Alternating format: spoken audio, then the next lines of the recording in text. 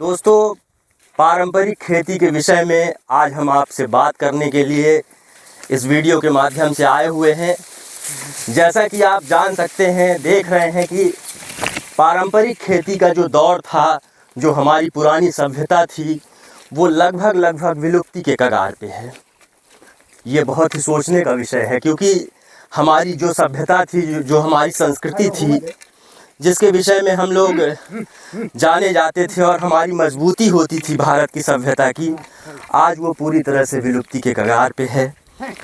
तो दोस्तों, पारंपरिक खेती के लाभ मैं आज आपको बताऊंगा। पारंपरिक खेती के लाभ के बारे में बात करूंगा कि किसानों के लिए पारंपरिक खेती क्यों आवश्यक है। छोटे किसानों के लिए, जो आजकल आप देख रहे हैं कि कृषि यंत्रों का इतना चलन हो गया है, कृषि यंत्र और जैविक खेती को दूर किया जा रहा है। उसके साथ ही आपको ये पता होगा कि कीटनाशक का इतना ज़्यादा प्रयोग हो रहा है कि हमारी आने वाली पीढ़ी जो है वो कैंसर जैसे भयानक रोग के गिरफ्त में आ रही है। तो मैं आज इसीलिए आपके सामने आया हूँ, क्योंकि हम युवा हैं। ये हमारा धर्म होता है कि हम आपको और अपने देश को बचाने के लिए कुछ ना कुछ अच्छे काम करते रहें। तो दोस्तों, जो पारंपरिक खेती है उसके लाभ इतने ज़्यादा हैं कि आप सुन के आश्चर्यचकित हो जाएंगे। देखिए, पारंपरिक खेती में किसानों को कम लागत में और कम संसाधनों में खेती हो जाती है।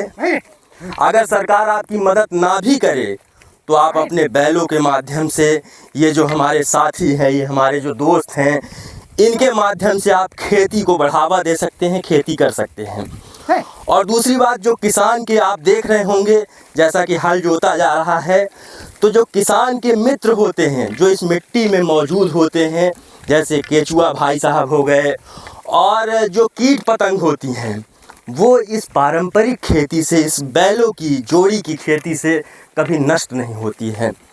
तो मैं आपको बताता चलूँ कि भाई साहब, कुछ तो पारंपरिक, कुछ तो अपने भारत की सभ्यता को जीवित करने के लिए काम करिए। ये सभी युवा की जवाबदारी है। आप लोग जितने गांव में रहते हैं, कृपया पारंपरिक खेती को बढ़ावा दीजिए। और दूसरी बात, एक मैं आपसे बहुत ही महत्वपूर्ण फिर से इसी विषय में बात करना चाहता हूँ कि देखिए, आजकल इंसान इतना बेरहम हो गया है, इतना स्वार्थी हो गया है कि वो लगातार अपने स्वार्थ के लिए ही किसी चीज़ को अपने घर में रखता है, और जिससे स्वार्थ ख़त्म हो जाता है उसको किनारे कर देता है। तो दोस्तों, मैं आपसे ये निवेदन करूँगा, ये आपसे आशा करूँगा कि जब आप पारंपरिक रूप से खेती करेंगे तो ये बैल आपके घर में रहेंगे, आप इनको चारा देंगे, भूसा देंगे, ये आपके घर की शान होंगे।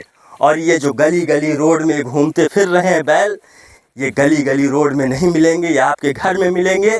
इनकी सुरक्षा होगी और उसके साथ ही ये आपको खुशहाल करेंगे, और देश में पारंपरिक खेती, जैविक खेती को बढ़ावा मिलेगा, और कैंसर जैसी भयानक महामारी, जो बीमारी बन के पूरे देश में उभर रही है, उससे निजात मिलेगी।